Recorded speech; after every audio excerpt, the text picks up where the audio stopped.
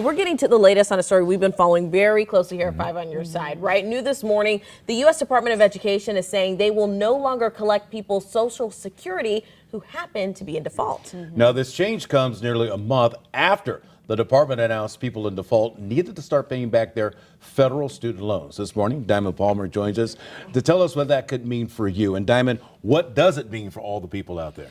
Yeah, it's kind of bad news, but there is hope at the end of the tunnel. So this is what we know. We know that the government, actually 24 hours ago, they announced a pause on garnishing Social Security benefits. So if you're behind on your student loans, you can kind of breathe a little fresh air. But regardless of that, if you are in default, the government can take your money out of your check, your tax refund, and of course, your credit score could take a hit. Now, if you have not paid your student loan in 9 months, you could be in default. That's 270 days. You'll get a notice a month or two out before they start taking your money from your checks. The government can take up to 15%, but has to leave you with at least $217. And it could, of course, continue to happen until the loan is paid off, you're caught up on your payments, or if you start a new repayment plan. So if you live paycheck to paycheck, of course, this could really affect your budget, put a dent in things.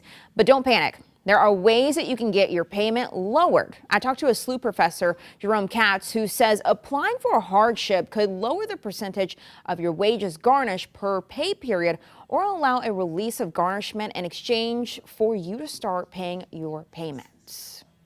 Now, that is really good information. I know a lot of people can maybe start to feel a little bit relieved because there are options for them. But Diamond, what happens if people's loans are from multiple service providers? What do they do in that case? Good question. I mean, we have Mohila, we have Sally Mae, right? Those all familiar names to everybody here. So at the end of the day, they're only allowed to take 15%, period, no matter how many service providers you have. So that means you really have to be in control of your situation. You have to make sure you're not being charged 15% garnishment from each provider, but 15% in total. Ooh, good tip. So as we well know, the job markets have shifted dramatically. So somebody could have come out of college months ago, but now is out of a job. So what happens if you're unemployed?